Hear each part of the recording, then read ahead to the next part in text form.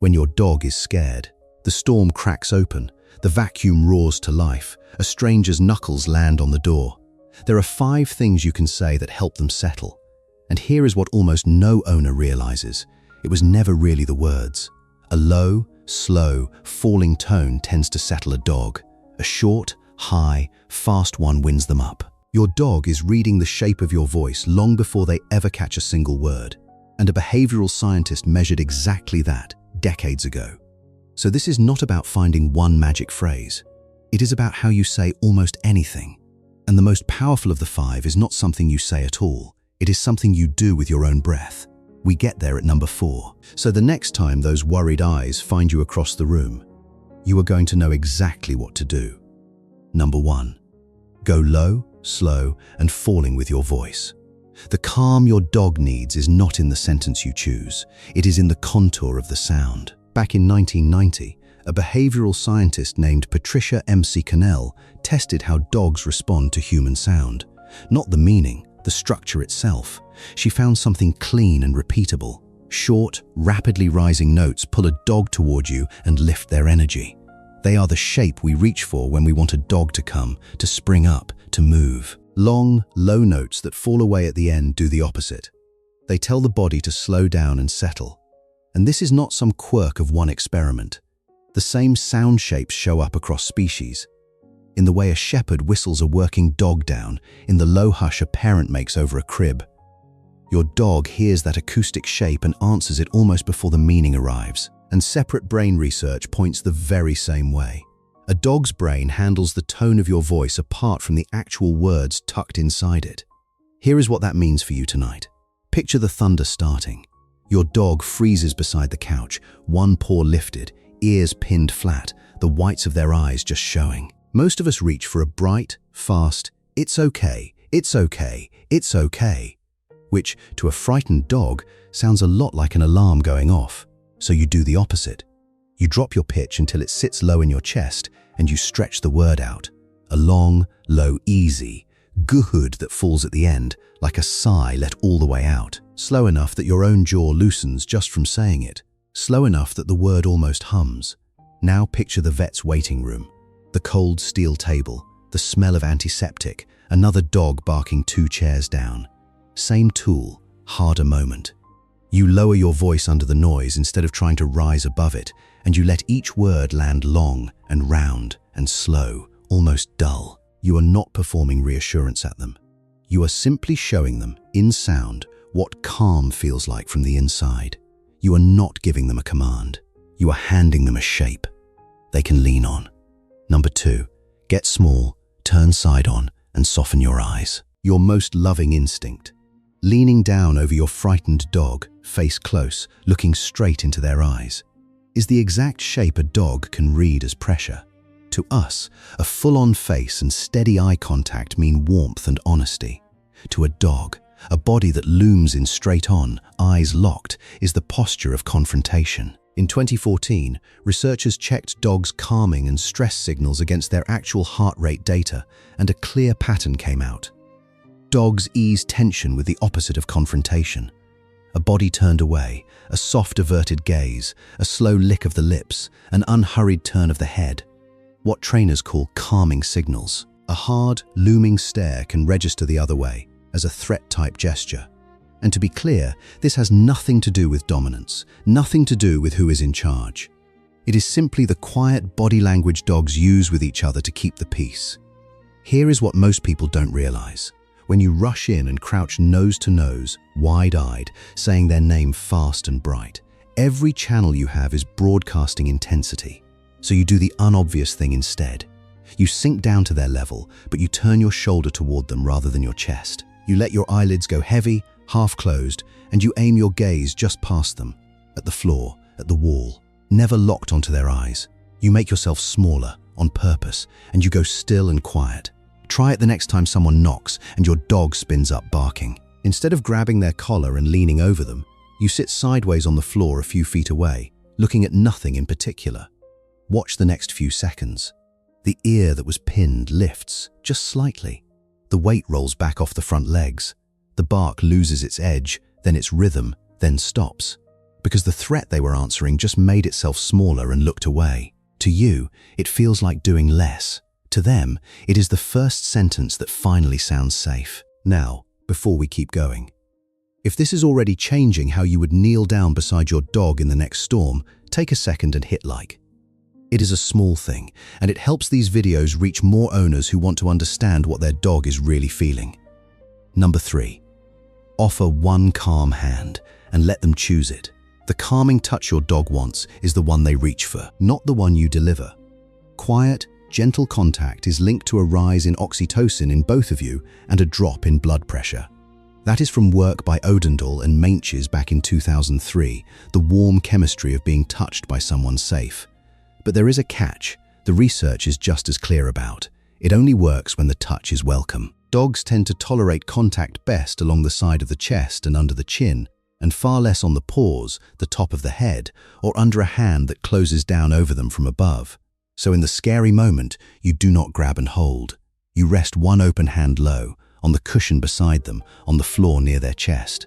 And then you wait. If they press in, if they shift their weight onto your fingers, you have your answer, and you let your hand move slow and flat along the side of their ribs with the grain of the fur, never patting, never tapping. If they pull back, or freeze, or flick their tongue out and look away, that is an answer too, and you simply let the hand rest there, calm and patient, still telling them you are steady and you will not force anything. There is a whole video on exactly where dogs want hands and where they don't, and I will link it for you. Either way, the message your stillness sends is the same one. You are not in a hurry, and they are not trapped. Comfort is not something you apply to a dog. It is something you make available, and let them come and take. Number 4. Slow your own breath before theirs. This is the one the other 4 were quietly building toward. Before you can calm your dog, you calm yourself. Because long before you say a word, they are already reading you. Your dog picks up your state through far more than sound. In 2018, researchers exposed dogs to the smell of human fear, captured on one person's sweat, and to the smell of calm, happy sweat from another. And the dogs responded to the chemistry alone. The fear scent nudged them towards stress. More clinging, more pacing, more watching the door. The calm scent let their bodies loosen and their breathing slow. Your mood is drifting across the room to your dog on the air itself. Not through some mysterious sixth sense, just emotional contagion, the same way a tense room quietly tightens your own shoulders before anyone has said a thing. Your dog has simply been doing it longer and reading you more closely than almost anyone else in your life. And over months and years, it runs deeper than a single moment. A 2019 study measured the long-term stress hormone in dogs and their owners, the kind that builds up over time, and found the two had drifted into sync.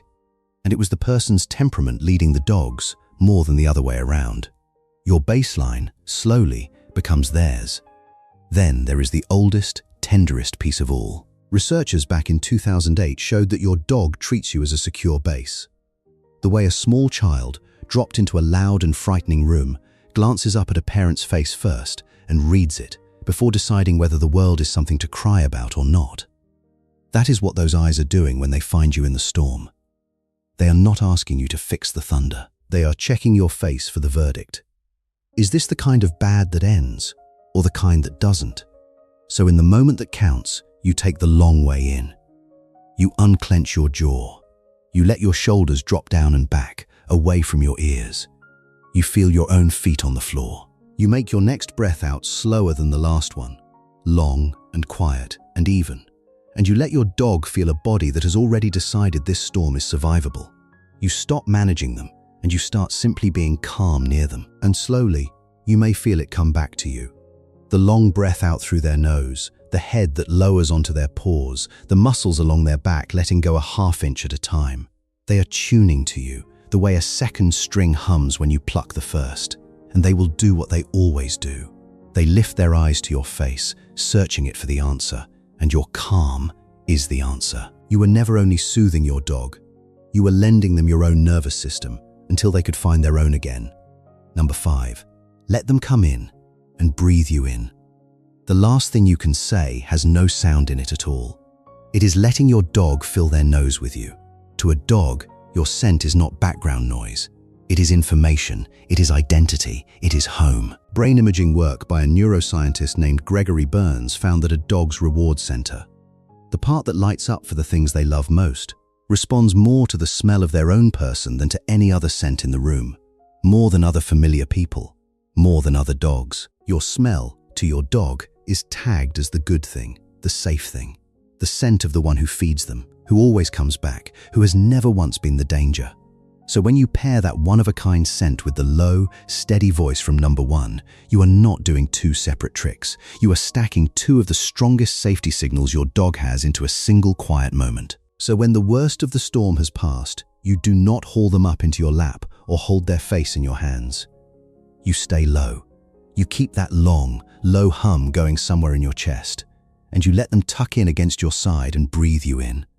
The wool of your sweater, the skin of your wrist, the back of your hand resting open on the floor, the faint warmth coming off you. With every slow breath in, they are gathering proof. You are here. You did not leave.